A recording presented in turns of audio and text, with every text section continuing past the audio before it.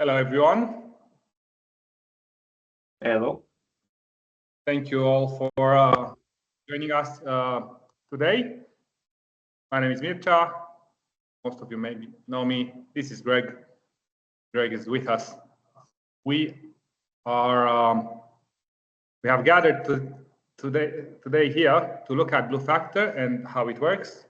And without much further ado, I shall share my screen. All right, I hope you guys can see it. Now, the workflow will be a little bit different than what we expect. We will start off with an analysis of the Blue Factor competency and results, and then we'll look later, if needed, to the interface. The interface is not particularly difficult to handle, but we'll look at an analysis of results. Some housekeeping. Please raise your hand, write things in the chat. Anything like that is fine. The presentation screen is to my left, so I may look to my left. Hope that's okay with you guys. And anything you guys want to know or have questions, Greg and I, we're here and we will share. So the covered topics would be: why is the Blue Factor analysis of Blue Factor important? The methodology of what we've looked at it, how it works, the collated results, the summary analysis of results, conclusions, and recommendations. So let's see next slide. All right. Apologies, my laptop seems to be struggling. Okay. So why is it important to look at Blue Factor and how it's going? As you all know, the storm, which has not been fit for purpose for a decade plus, is being shut down. And now DICA has built this Blue Factor tool. However, the tool is not into the policy, and it should be validated before it is included in the policy. This is to achieve the Victorian Stormwater Environmentally Sustainable Design Guidelines. There's a bunch of policies on the screen. Most importantly, for many of you guys in councils and consultants, is to calculate stormwater quality contributions. So this is related to financial revenue for councils and cost for land developers and for all of us as citizens in and purchasers of housing, right? We like to have a place to live. Now, the reason why it's important when you do your best reports, it's stormwater is an important part of that. So the final part of why it's important: when you're using Blue Factor results, you may pay more or less for treatment devices compared to using music or other tools that are compliant with the guidelines and clause 56.07 or the council clause. Many councils have a clause with a different number, but it's basically 56.07-4. Oh yeah, this one, 15.01-2L, part of the council policy in land development. Also, for those of us who care, it impacts stormwater quality in receiving waterways, and paying for treatment devices, paying the offset, complying or not with the policy guideline, and it may force developers to allocate more land from expensive land in the development area, which again will have significant costs for us as residents, citizens, and payers of housing services. So our approach to look at how Blue Factor works and what it can achieve, it was to run simple projects to see what the results are, to run them in different locations, in different rainfall zones in different councils, to run the projects with different treatment and catchment combinations, to compare the results with other software like Music SU Calculator, and to validate comparisons with typical real-life projects. This validation with real-life projects is not included in this PowerPoint presentation. However, you guys should know we will send you after this presentation a lot of information, the PowerPoint itself, the Excel spreadsheets, all of this can be validated and verified by anyone and everyone. There's absolutely nothing hidden here. anyone who has a music license or access to the internet, to SU calculator, to Blue Factor can validate these results, and we encourage you to do so. Maybe we made a mistake. So everything here is fully transparent. How did we run the treatment trains? We had a roof to a bioretention, a roof to a rainwater tank, a road to a bioretention, and a road to the rainwater tank. Landscape areas and pervious catchments, landscape/pervious catchments, as Blue Factor names it, are not considered in Blue Factor, which was a surprise for me to find out, and we'll discuss this later. Let's talk about meteo templates. In the Melbourne metro area, as we all know, the Melbourne water guidelines have set certain meteo templates, and they are in some colors, as you see there. In other locations in the great state of Victoria, in Bendigo, Bobo, Geelong, Warrnambool, as examples, the council has specified certain meteorological templates, which anyone who creates a model in that location and wants to submit for land development application, anyone should use that meteorological template. This is part of council guidelines. So we have looked in Melbourne Metro, but we can do the same thing for these other areas. In the other locations, the meteorological templates are created with BOM the Builder, and the councils seem to be very happy with that. We have had no complaints, but let's focus on the meteo templates mandated by authorities. That's our methodology to look at templates.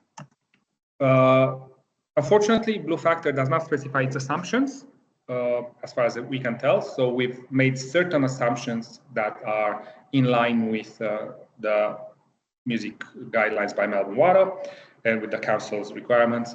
If this is or not exactly what Blue Factor does, we don't know. However, this is standard engineering practice. If the producers have something else in mind, they should specify it.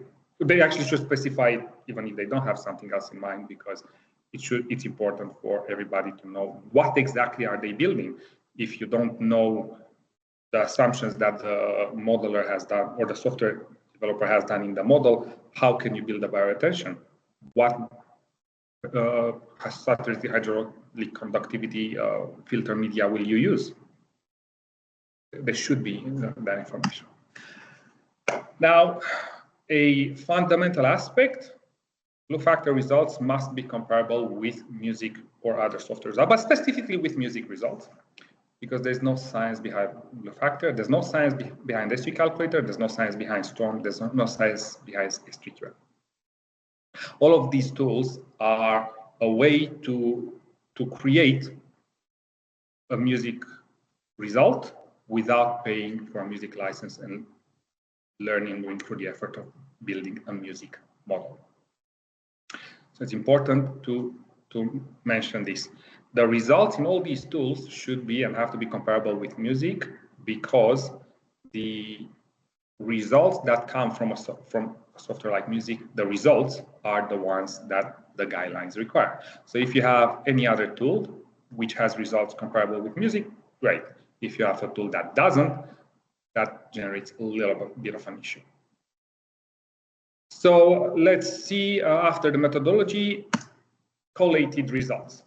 As you understand, we have something like a catchment. If you look at the photo top left, we have a road. The road goes into a rainwater tank that has 3 bedrooms and 5 kiloliters size. The roof will go into a rainwater tank that has 3 bedrooms and 5 kiloliters size. And we repeated this. It's basically the second and the third model. And we repeat it for a variety of locations within the Melbourne area. And you can see there's Melton City, Burnbank, Darabin, KC, Cardinia, Yarra ranges. So this screenshot is a collation of results, and we will make the Excel file available to everybody, and anyone can verify these results by simply going to that address, creating a music model in accordance with the guidelines, running the SU calculator, running the Blue Factor, and seeing what the results are. So overall, how do I will use now I've used here SU calculator as a proxy for music, but this is a very comprehensive, this will generate a very comprehensive report. We'll put the music results there as well. SU calculator is already validated against music previously, about 3 years ago, 2-3 years ago. So what are we getting? We're getting in Little River, Melbourne Airport, in Melton, the results for Blue Factor are the same, but you can see that for SU they're different, and it makes sense. There's 2 different meteorological templates. Everywhere there's a different color, that different color corresponds to the meteorological template in the Melbourne Water Guidelines. As you can see, those colors go across boundaries for councils. So being across boundaries for councils, each council may have 2 or 3 or 4. I think one of the councils has 1, 2, 3, 4, 5 meteorological templates, but most councils have 2, around 2. Very few councils have only 1 meteorological template.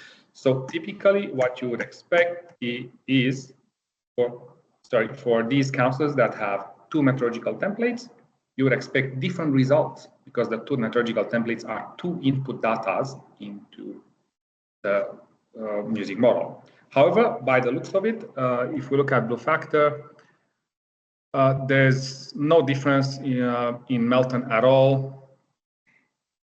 In Darabin City, there's no difference at all. So Melton has red and orange, no difference in result. Darabin has yellow and green, no difference in results. Casey has green and light blue, and there is a difference in results. Cardinia has light blue and dark blue, and there's no difference in results. And the interesting part is that the Cardinia results, I mean, Cardinia and Casey cover the same color, right? Narwhal North, but the results are different. And my absolute favorite is Yarranges Shire, which has 1, 2, 3, 4 different colors and is not corrected with the results at all. Now that was for the rainwater tank. How about the bioretention?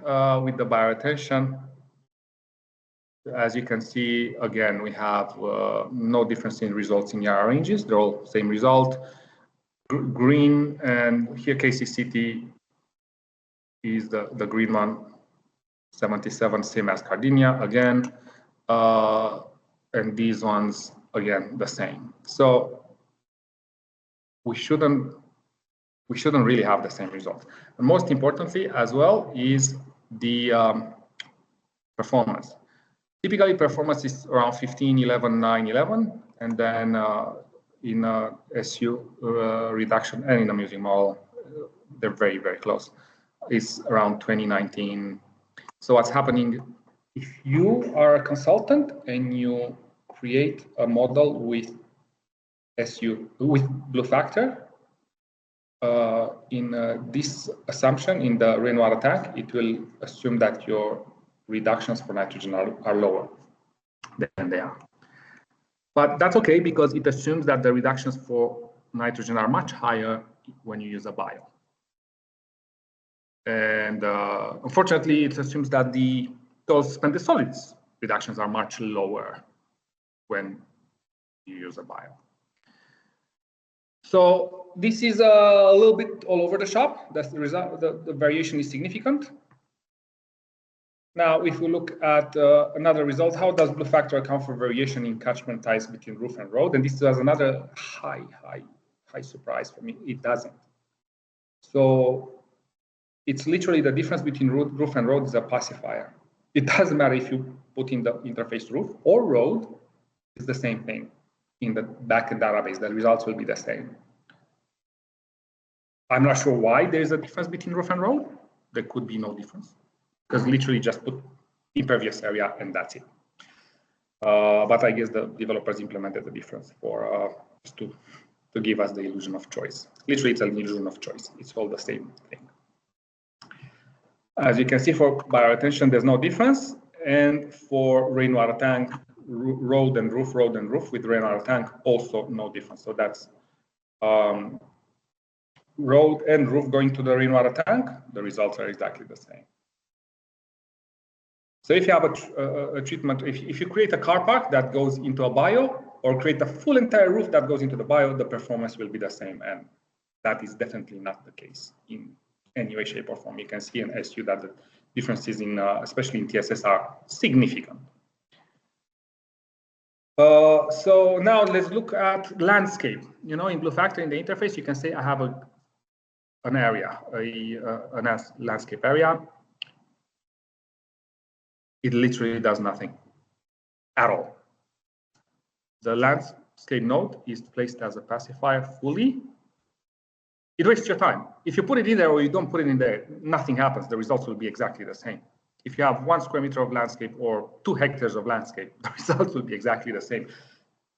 So, I mean, it's the equivalent of a steering wheel in that kid's car at the shopping center. Illusion of choice. Absolutely not even illusion of choice. Illusion of anything happening. Nothing happens. So let's see now in terms of meteorological templates, as I specified before, does it account for the variation in meteor templates? Somewhat, sometimes. Definitely does not account for the variation of meteorological templates within one council. And what that means you have this situation where you have road and roof going into a bio in 1, 2, 3, 4, 5, 6 different meteorological templates, same result. So that's in Melton and ERR ranges, respectively. I mean, why do we even have guidelines at this point? Why do you even bother of specifying a meteorological template? I mean, what is happening here? This makes no sense. How does it account sometimes for the variation in meteorological templates? It differentiates within Casey, north and south, across the Monash Freeway, which is somewhat where the guidelines say that the line is. But otherwise, Murrable Shire, for example, has 7 rainfalls and receives 1 result. There are some differences within some councils, but it doesn't really have a rhyme or reason, none that we can figure out, at least anyway. It's not really connected with the overall Melbourne water rainfalls map.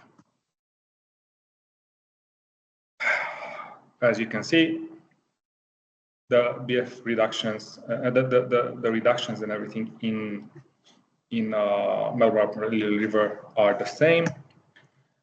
So to recap our analysis and summarize our analysis of the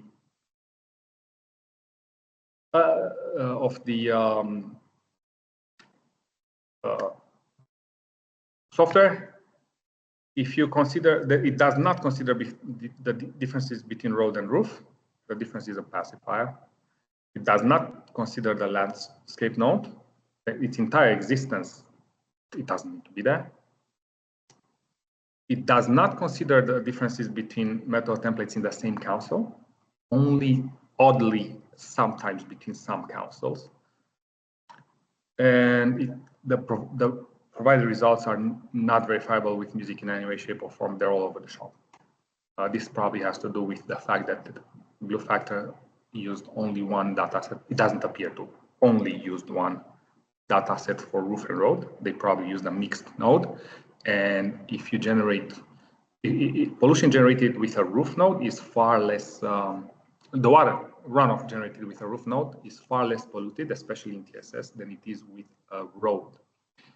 And the performance of bioretentions and rainwater tanks vary. This is why it's quite difficult to create this kind of software, because the performance varies depending on how polluted the water that goes into the bioretention is. To imagine this, but the bioretention will generate a certain amount of absolute pollutants. And if you can imagine a distilled water tank putting water into a bioretention, the bioretention will not discharge distilled water, it will discharge water of some pollution value. This is the same with the stormwater reduction values.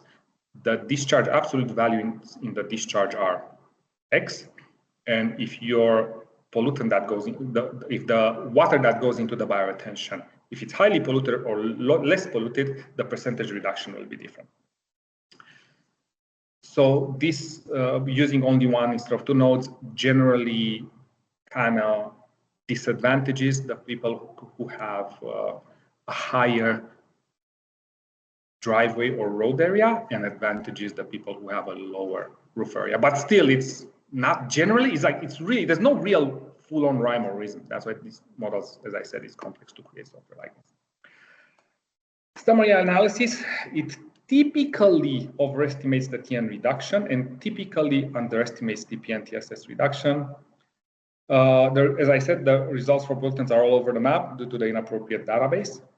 And it is unknown exactly what the specific details of the treatment trains are because they're not specified in the assumption. So I would not really know how to create a detailed design in accordance with the blue factor modeling, right? Because I have to build what I'm modeling. So I don't know what I'm modeling.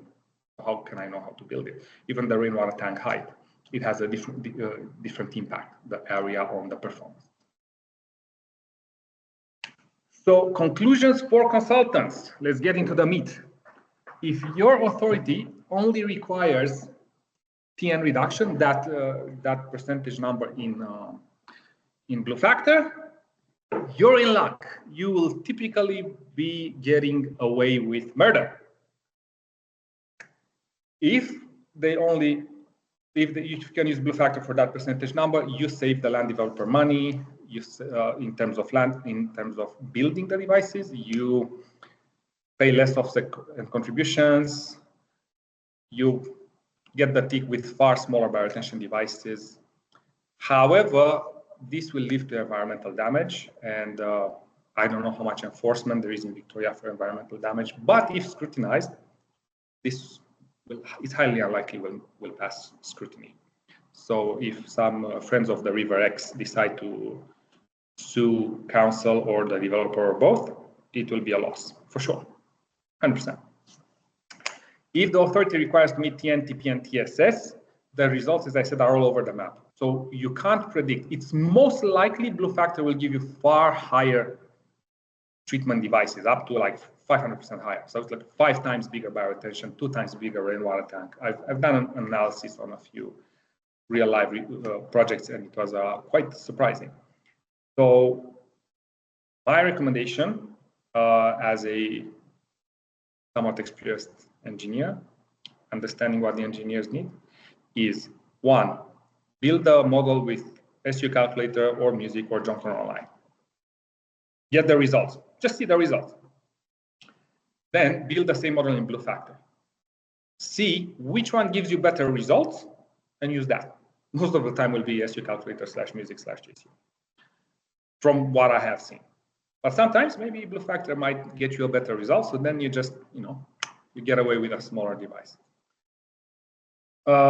This way you will ensure you don't oversize your assets in blue factor. And I am highly recommending that you take this approach as a consultant, because it will save you a lot of headache. I believe so. It's very easy, especially in SU calculator. You can build a model in like 5 minutes and the results are live. So, and after that, you can save your music model from exactly the same interface and run with music and see what the results are. So the workflow is extremely, 10 minutes, you're done, max. And then you can actually see, okay, well, blue factor is going to give me far bigger results. But optimize them with SU calculator, which again is very fast, very easy, live results, and then optimizing with blue factor. Because if you optimize with blue factor, it's going to take you more time because you have to wait like 20 seconds for every result run. All right. Again, be aware that choosing blue factor instead of SU calculator, music / JCO will likely, sometimes SU calculator is slightly oversizing your devices by very little. So then you might be in that range where blue factor is slightly better than SU calculator, but if it's too much better, problem. So will likely lead to environmental damage, and if scrutinized, not pass scrutiny as the treatment train. The gold standard is produce the music model from SU calculator JCO, run it with music, and then see where the results are and compare it with us and blue factor. So if you're a council that only accepts the blue factor for TN results, the big percentage score. I'll share the screen a bit later. It's highly likely you won't be your BEPM targets, as BF almost always overestimates TM reduction significantly. It's highly unlikely you lose money, offset such contributions, because the developer will get away with less. Again, whenever you receive a Blue Factor report, it's probably worth your while to check it with SU Calculator Music or JCO to see if you're getting shafted on the sizes or not. It's very important for councils to note that Blue Factor is not included in clause 56.07-4, therefore is not part of Victorian planning provisions. It's highly unlikely it will ever be included, if I can live to tell the tale. And that means that even the small, but it's written in the guidelines excuse does not exist anymore. There's no validations for Blue Factors, not that I can find. And I have FOIA requests at the appropriate authorities to provide the validation of results. And without validating results, this thing should never be included in the guidelines, neither in the planning provision guidelines, neither in the council guidelines. Now, council can decide to include them unilaterally in the guidelines, but that might create some issues with council if they must want to include the factor, because again, there will be a validation request.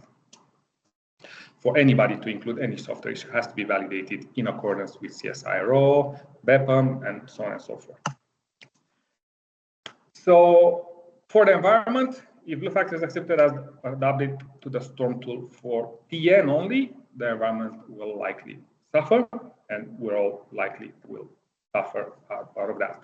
If it's accepted for the entire results, for councils, if you just say, I want Blue Factor only for the entire results, you might, most likely, you'll get more contributions, a bigger bioretention area, but at the cost of the developer, who's going to pay more, and it might become a shock to them that the recurring developers, that they will be paying 2, 3, 4 times more, 5 times more on stormwater than they used to for the same thing, so they might end up having a disagreement with council. So that's the problem with a very random standard. Now I have a question that says usually a 38mm house unit would only be able to fit a 2 kiloliters or 3 kiloliters rainwater tank. Are these an options? Absolutely, there are options. You can put any kiloliters size you want in there. But again, what I'm doing here is an analysis showing that the results are all over the place. So I can't predict. I genuinely can't predict being such a simple little tool with a very simple, not particularly smart database. The results will vary depending on your specific development. Again, which is why that's why I insist. I can't. I've run through them. I looked at a couple of projects. The Blue Factor had slightly better results than JCO or SU Calculator or Music. I ran the analysis with all the tools. In most of them, it was far bigger. So I can't tell. Depends on what you build. Maybe you'll get away with better, as I said. Maybe not. Most likely not. Actually, my analysis says that most likely not, but I can't promise, right? Because the results from our tools and from Music are far more complex. So sometimes they're better, sometimes they're worse. But most of the times our results let you get away with less devices if you look at the entire treatment train, and therefore you don't overspend and overcost the citizen, the developer, the public in general for this, right? That's my conclusion after doing quite a bit of analysis. So the final recommendation, it has significant flaws, completely unfit for purpose, should not be used by anyone. And I will maintain this in front of anyone and everybody. If you, for whatever reason, you must use it, please verify it first with either of these 3 tools. As I said, if you verify it with SU Calculator or even JCO, you can download the Music file and open it up in Music and run in Music as well. So it's a different way to create a music model, which is much easier.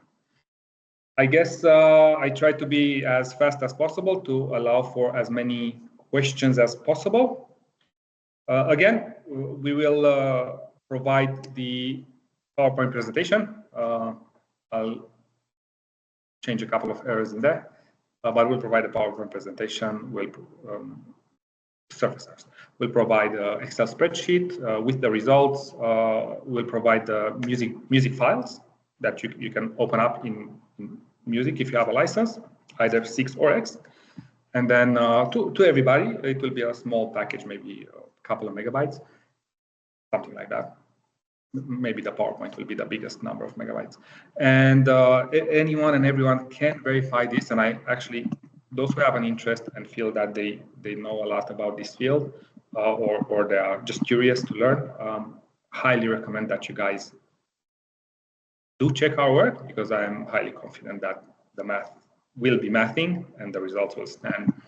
And then it will become a little bit clear why it's not really recommended to use this software at all in any way, shape, or form. Just unless council lets you get away with only TN, maybe then. But then we heard the environment, so that's up to, you know, I guess how we decide to do it. So thank you very much for coming to this presentation. I'm very I really try to run through it as Hello, Mia. What questions do we have? Couple in the chat. If you check the chat button, there's 2 in there. Oh, there's a Q&A button. I was looking at the chat. All right, there's a Q&A button. I think people have copied the questions from Q&A into the chat because it's more visible, so you can just base it off the chat. All right. So, that is very cool. Dennis Mallet. Hi, Dennis. How are you? Long time no see, brother. Asks, where did the laundry reuse assumption come from? Is this daily reuse? Why is the toilet reuse not aligned with Australian standard of 16.5 liters per person? So according to my information, and hey, if I am wrong, I am very happy for anyone to tell me I'm wrong and I'll change it. From my understanding, the Melbourne Water and Melbourne typical standard is for reuse per person is 20 liters per person. We can make it 16.5 if needed. I don't know what it is in Blue Factor because it doesn't say. My assumption is 40, our assumptions is 40. Do we have the assumptions here, Greg? Where is the assumptions? So our assumptions are 42.1 liters per person based on the following. Somewhere in a guideline, and we can search for it and find it, Melbourne Water Guideline, if I remember correctly. It says that a typical Australian household needs 80 liters per person per day for laundry. Again, I am 100% certain that this statement exists, and I can find it for you guys. The problem is that it doesn't say the typical household. So we looked into the Australian Census Bureau, and it appears that the typical household in Victoria, Melbourne area, is 1.9 people per household. That's what we could find. So then what we did, typical 80 liters per household, typical household 1.9, cool. We divide one by the other, and it gives us 42.1 liters per person. So that's where the laundry use assumption came from. In Blue Factor, if I remember correctly, we have for the rainwater, okay, this is the rainwater tank. You see, you can put anything in there. For the rainwater tank, for the building, detached house, number of bedrooms 3. This is all you have. I looked. I don't think I've seen any numbers. So we don't know. I have no idea what the value is, because it's not documented. It should be, but it's not documented in any way, shape, or form. Did I get your answer? Finalize your get your answer right? Did I answer your question? I hope so, Dennis. See you around, brother. Now, if you're looking at how you would do a project in Blue Factor, you have to put your address in here. The address will generate a, well, actually, in this address, I think it doesn't generate the highway. You have to council. You have to you have to choose your council. Can you click on it? No, you can't, unfortunately. Because that's up here, you can click on it. Yeah, there's a lot of things that that I feel Blue Factor fails in terms of usability. But anyway, so I have a site there, 1,000 square meters. I just put it here. That's how you build a model. Now I have water treatment. I have catchment. I can have to add another catchment here. Write it again. This drop down should only be one. Should only be one. I swear to you guys. I don't know why there's 3 of them. This one does nothing. Its area is irrelevant. I'm gonna make it 10,000, 100,000. Who cares? Irrelevant. I'll do this, and 1,000 square meters of garden, and then it says, okay. Okay, so I have to put it in the project details. I have to add here. Then 100,000. Okay, so that's the entire site area.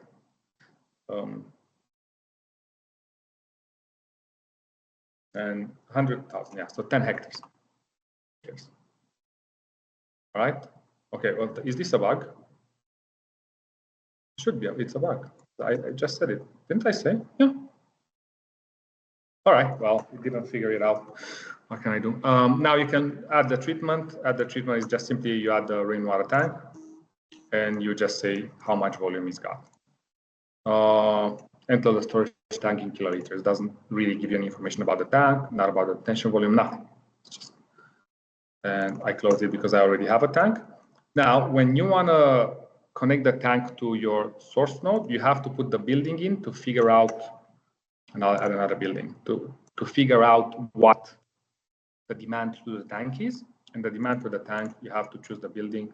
I don't know what these differences are because it's not documented anywhere in terms of demand. It should be, but it's not. Building classification, I actually highly doubt that the building classification has any importance. I haven't really tested. It should be, say, hey, for this type of building, 1 bedroom gets that much water, that much water, that's not right. We don't have any of this information. Number of bedrooms, 4, let's say 4, and then you can have closed washer, rainwater, and total connected. Now, what happens in here, what I assume is the case, is that the toilets connected, if you have 1 toilet connected to main water and 2 toilets connected to rainwater, or 1, what's going to do is going to slash your demand by half in this instance, because you have 2 toilets connected to that, 2 connected to that. So it's a way to downgrade your demand. But if you put this as 0, you can put here any number. That's just a way to ratio the demand. That's it. It's a little bit, yeah, I don't know.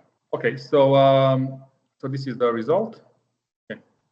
As you can see, you have to wait for a while. In SU calculator, the results are live. I can get you a second. There's a small second delay, so we don't hit the database too hard. So mean granular volume reduction 7%, dose suspended solids 36% reduction. So going back at the water treatment, how does this work?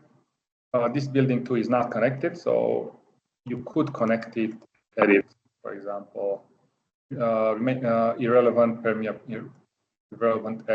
to rainwater tank. Oh, I don't have rainwater tank too. I didn't put a rainwater tank. But this is how you build your catchments, right? Irrelevant rainwater tank 1 to building. Okay. Okay, that's how it is. So then this one is untreated, right? It's kind of a little bit convoluted, but honestly, I mean,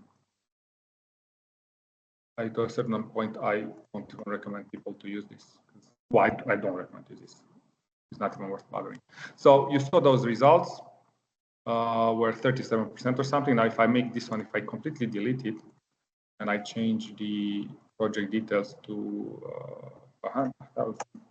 the results are going to be the same. So look at that, 10 hectares of impervious area has no impact on anything at all whatsoever. So pretty, I'll delete that. Oh, I can't remove it. I have to edit this first, go here and then remove it. It's a little bit, as I said, convoluted. So that's the results. All right.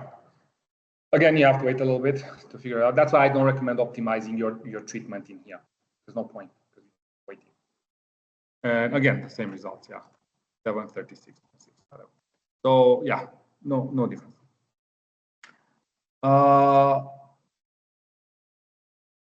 Yes, that sounds fantastic, Lan. I think that's Lan said that probably a bunch of councils will need to write to Melbourne Deca to modify and thoroughly test the tool first before releasing.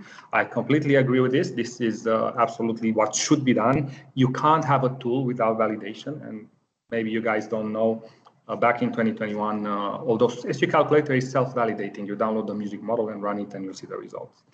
I did get a letter telling me that I should shut down the tool until it's fully validated. Now the tool is fully validated, but apparently that has no impact on anything.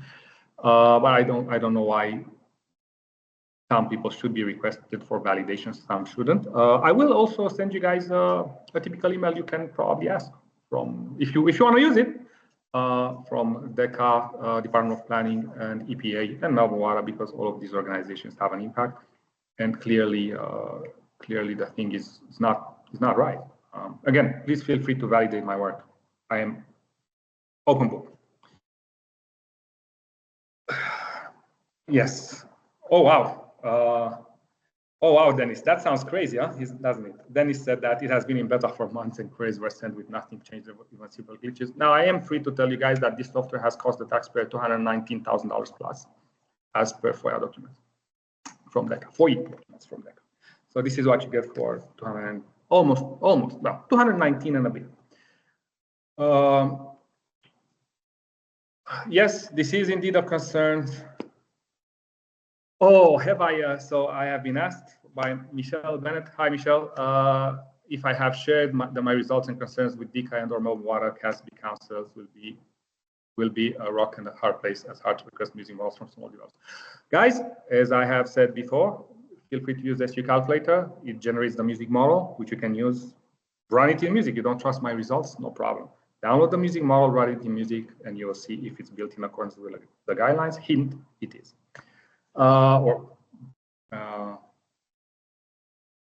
Shock horror, it is. Yeah. So, Luca, if you're not meant to use Blue Factor, why does no Waterstorm direct you to use Blue Factor? Look, I'm going to look straight into the camera. I'm going to say something, and anyone who feels that that's an issue that can come at me, sue me, whatever, because both Melbourne Water and DECA are horrifically corrupt. All right, so that was my answer to that question. Okay, can I please share the presentation to allow for formal estimation? Absolutely, this presentation, I will make it available for video. I stand by everything I do and everything I say, 100%. So far, there has been nobody telling me that I'm wrong in my engineering or in my assessment of the situation. Definitely will share, and you guys will have all the information. Please feel free to share all this information with anyone you want. Open book, absolutely open book. Everything you guys would like to have access to, I'll make it available. This presentation is for the benefit of the environment. 100%, yes, absolutely, will do. Right.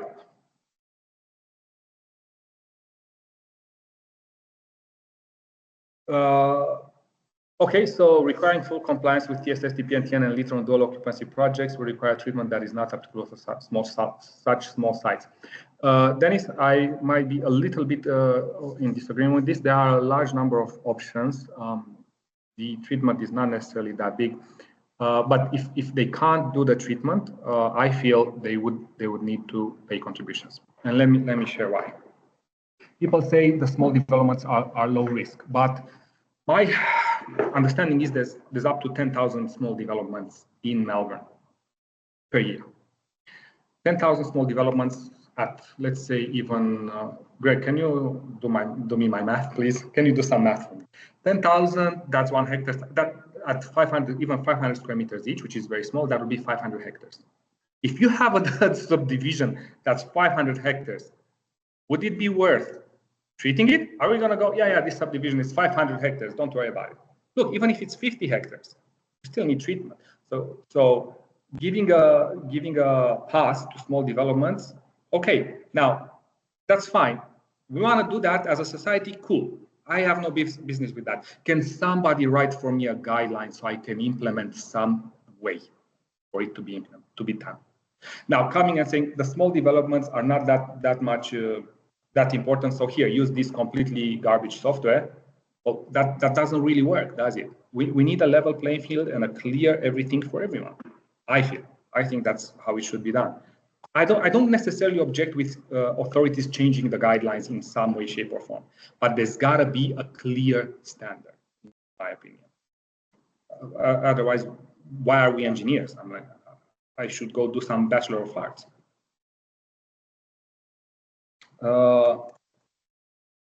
Yes. All right. So and hold on.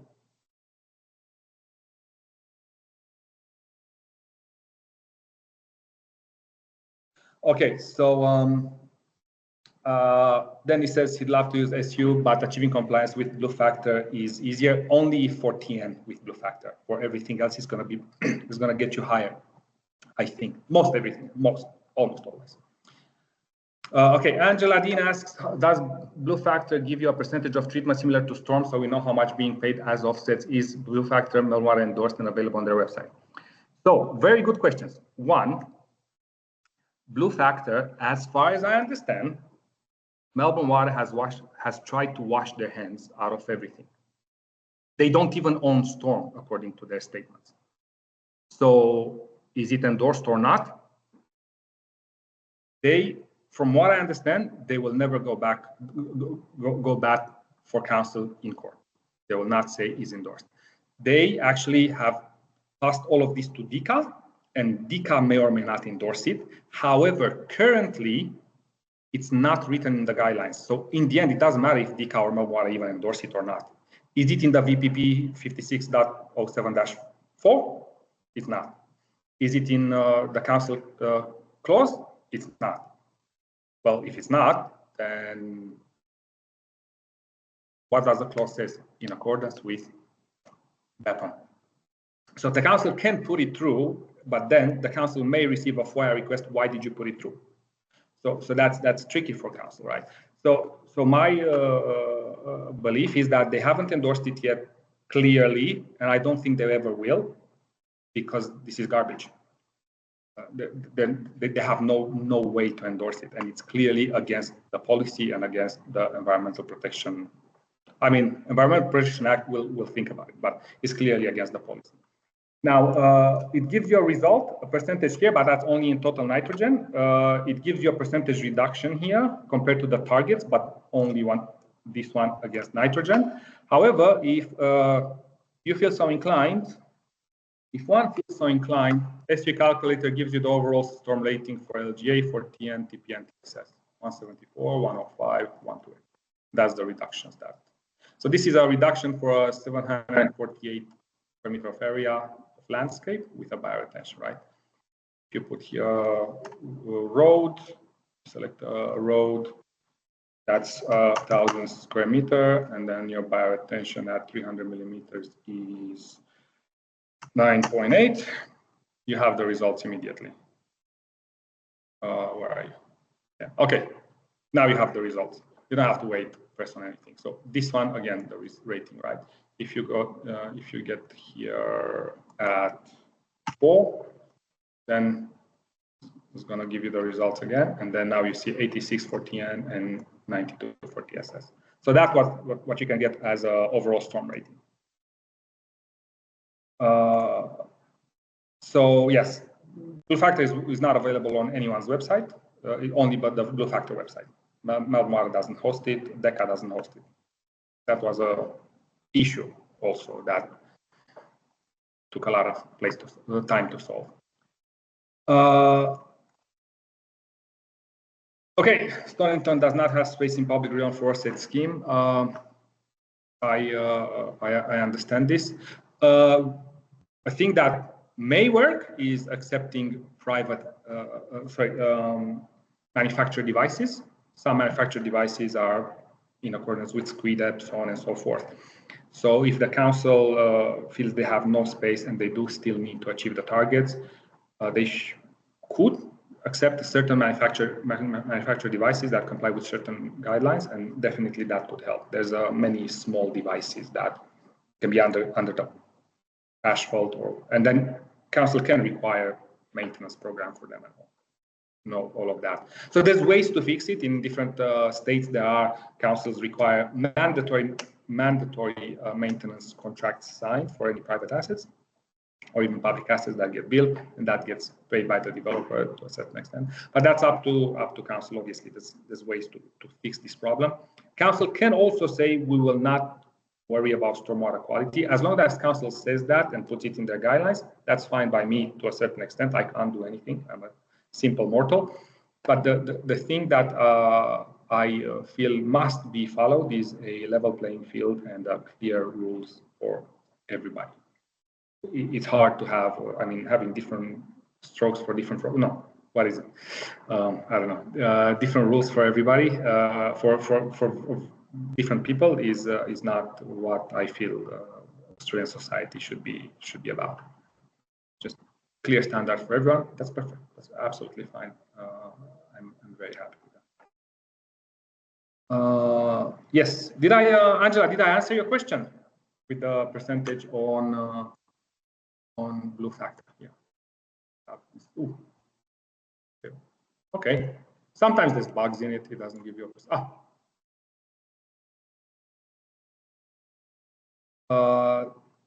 that was my answer to Angela. Guys, please let me know if you're happy with the answer or if I can provide a more complete answer. I'm happy to provide a more complete answer. There's no problem. Anything you guys want to know?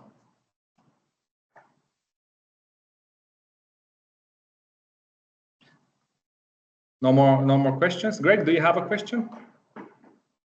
I think you might have missed one earlier up top. I think Angela might have asked it in a different manner, but she just asked earlier on, is BF Blue Factor replacing Storm on the Melbourne Water website? And if you guys go to the Melbourne Water website right now, you'll see a statement at the top there saying that it's supposed to succeed or replace it. So no. Okay, let me answer that question.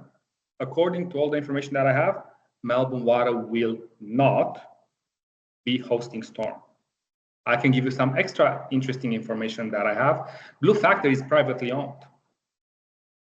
It's not owned by the state. The developer has retained all their IP, which I personally think is not worth much. So all these things, the development of Blue Factor, and I'll find out soon enough, but I'm pretty sure the maintenance of Blue Factor is from your hard-earned cash for this super high quality software.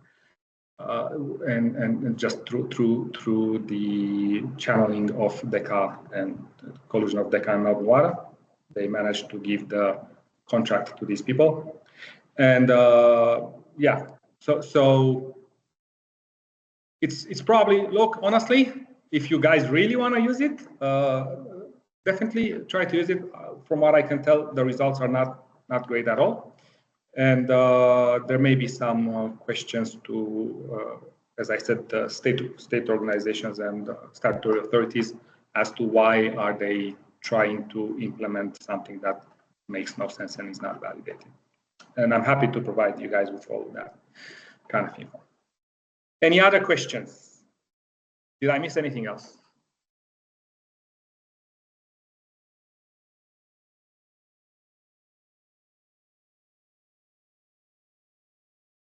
If I did not miss anything else and nobody has any other questions, we can close here. My email and phone are, my email inbox and phone line are open. So please feel free to call me anytime you guys wish. Until then, I hope this has been helpful and provided some insight. Thank you, everyone.